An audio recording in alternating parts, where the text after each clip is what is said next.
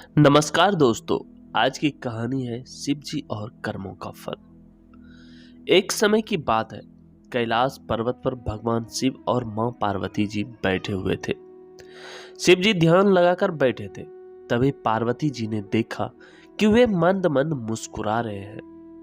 पार्वती जी के मन में प्रश्न उठा कि आज महादेव ध्यान में भी क्यों मुस्कुरा रहे हैं। उन्होंने महादेव जी की समाधि समाप्त होने पर उनसे पूछा, स्वामी, मैंने आपको आज पहली बार समाधि में मुस्कुराते हुए देखा है।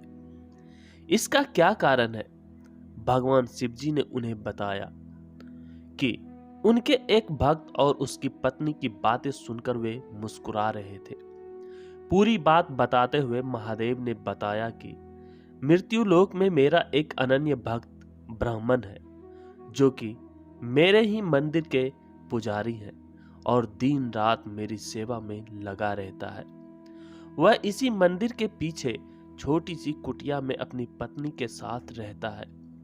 उसकी पत्नी चाहती है कि उसके पास उसका खुद का घर हो और धन दौलत हो, जिससे वह सुख से अपना जीवन बिता सके। परंतु पुजारी केवल मंदिर के चढ़ावे पर निर्भर है और मंदिर में आने वाली दक्षिणा से बड़ी मुश्किल से घर का खर्च चला पाता है और अन्य सुख सुविधा कहां से आएगी। पर वह दिन रात मेरे से अपनी पत्नी का सपना पूरा करने का अनुग्रह करता रहता है।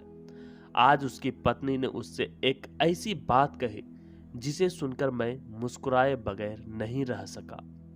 पार्वती जी ने पूछा, ऐसा क्या कहा उसकी पत्नी ने जो आपका ध्यान भंग हो गया? भगवान शिव ने बताया, उसकी पत्नी ने आज उसे ताना मारते हुए कहा कि जिन भोले शंकर की दिन रात सेवा करते रहते हो और उनसे मेरे लिए घर मांगते रहते हो, उनके पास तो खुद घर नहीं है। वे खुद कैलाश पर्वत पर रहते हैं, तुम्हें कहां से घर देंगे? बस यही बात सुनकर मैं मुस्कुरा रहा था। इस पर पार्वती जी को बड़ा आश्चर्य हुआ। उन्होंने कहा, स्वामी, यह बात सुनकर मुझे बहुत बुरा लगा। वह आपको ताना मार रही है और आप मुस्कुरा रहे हैं।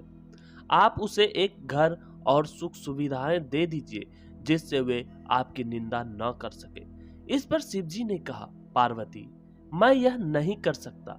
ये सभी प्राणी तो मृत्यु लोक में रहते हैं, अपने पिछले जन्म के और साथ ही इस जन्म के कर्मों का फल भोग रहे हैं। और जैसे ही इनके कर्मों का फल इन्हें मिल जाता है तो इन्हें सभी प्रकार के सुख मिलना शुरू हो जाते हैं और अंत में वे मुक्ति पा जाते हैं। इसलिए इसे मृत्यु लोक कहा गया है। मनुष्य बार बार जन्म लेकर अपने कर्मों का हिसाब चुकाता है। यह कर्म भूमि है, बिना कर्म के गति नहीं है।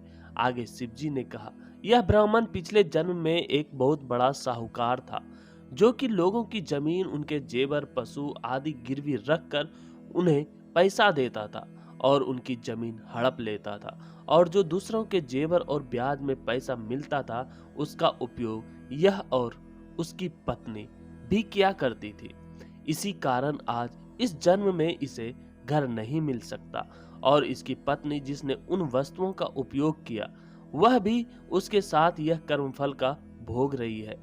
इस जन्म में यह मेरी सेवा कर रहा है, जिससे इसके कर्मों के फल में जो कष्ट मिलने थे वे मेरी भक्ति के कारण इसे नहीं मिल रहे हैं। इसका जीवन शांति से कट रहा है, पर जब तक इसके कर्मों का हिसाब पूरा नहीं होता इसे घर और अन्य सुविधाएं नहीं मिल सकती। यही विधि का विधान है।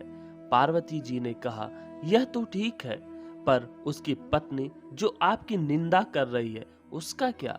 तब शिव जी ने कहा, संसार में जैसे जैसे कलयुग का समय निकट आता जाता है, मनुष्य भगवान की भक्ति करने के स्थान पर उनकी निंदा करने लगेगा। यह सृष्टि के आरंभ में ही लिखा जा चुका है।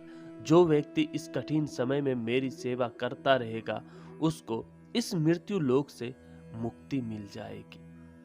दोस्तों, इस कहानी से शिक्षा मिलती है, जैसा कर्म करोगे वैसा ही फल मिलेगा।